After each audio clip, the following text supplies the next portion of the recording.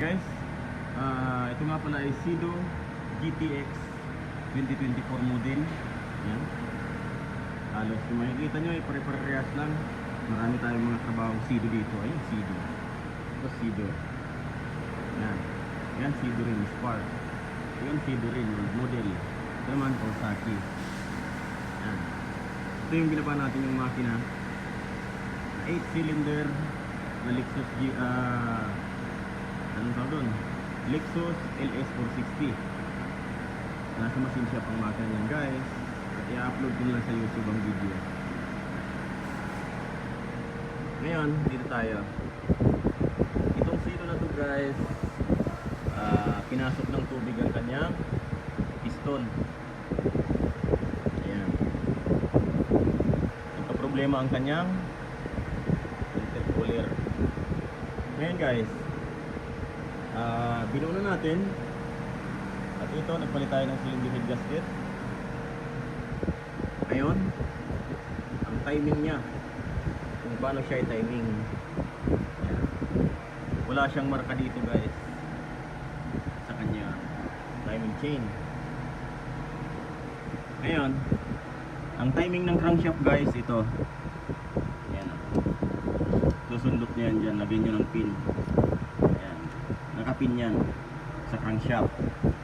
Sa camshaft naman, guys, ito. Ayan, tutusukan nyo rin yan dyan. Okay. Yan. Pwede nyo lang ilapat yan. Pero may isa pang timing, guys. Ito ang number 1 nya. Ayan. Nandito sa unahan. Nasa puwit ang timing. Ngayon, ito naman, guys, yung dalawa na yan, ililabel nyo yan dito. Ayan.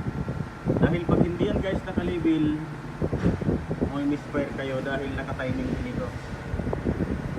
Ayan. Ito yung nag-ignite ng camshaft position sensor. Yan. Ito yung camshaft position sensor, guys. Ayan, umpisa na natin yung timing. Okay.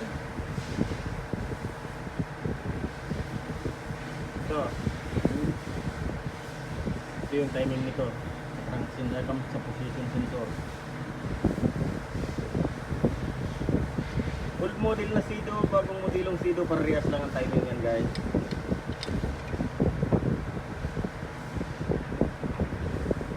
Ito naman, mga bagong modelo, mga medyo may hirap na rin kasing baklasin. Saka full electronics na siya.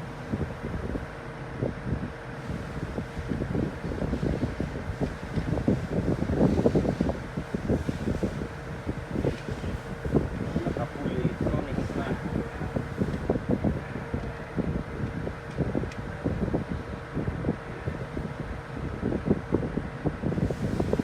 Balik.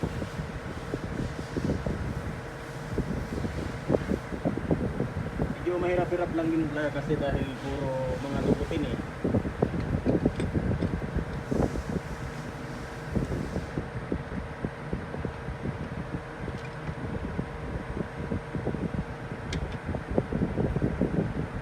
Mas maganda sana nito binaba ang makina, guys.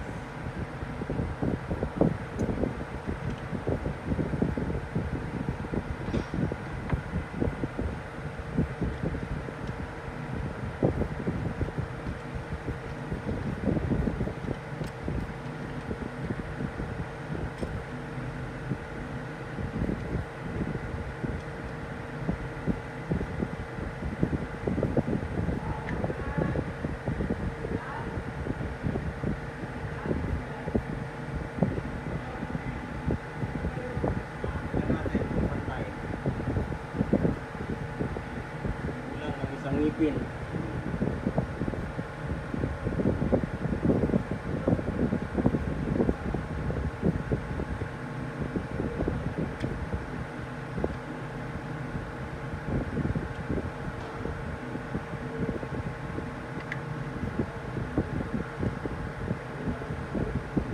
Sobra naman.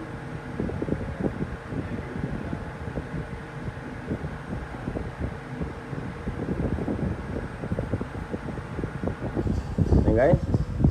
Ayan, timing na natin ha. Ayan. Ilagay na rin natin ito. Ayan guys ha. Ito guys, may adjustan ito. Ayan. Okay. Makikita nyo, dito yung naka-timing dapat din para dito. Ayan. Okay. Bago nyo higpitan ang tornilyong ito, yan, yan. Ilagay nyo muna ang tensioner para kusa siyang mag-adjust ng tama. Yan guys. Okay.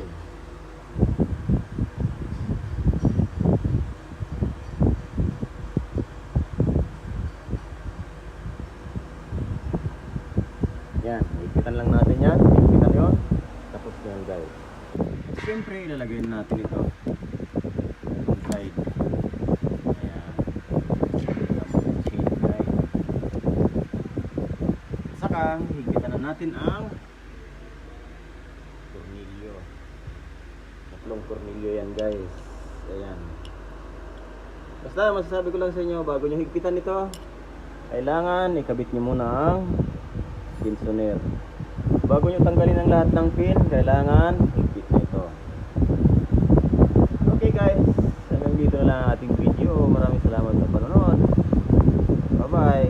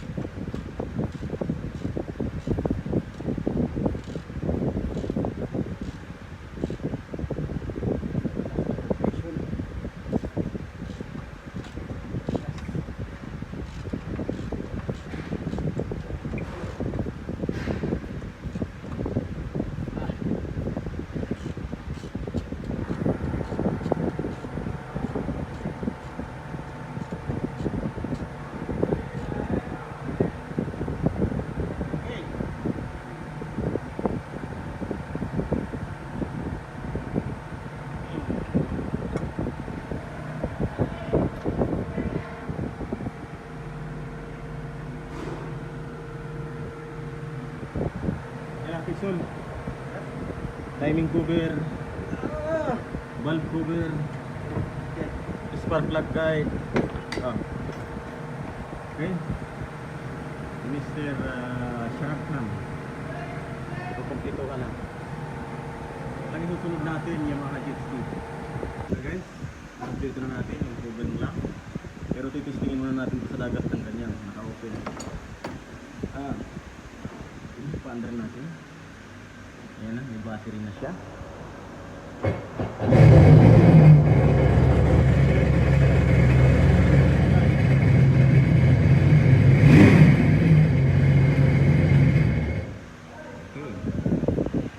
Ayan. Makalansing guys. Ganyan talaga ang tunog ng Cedo. Makalansing yung kanyang jet pump.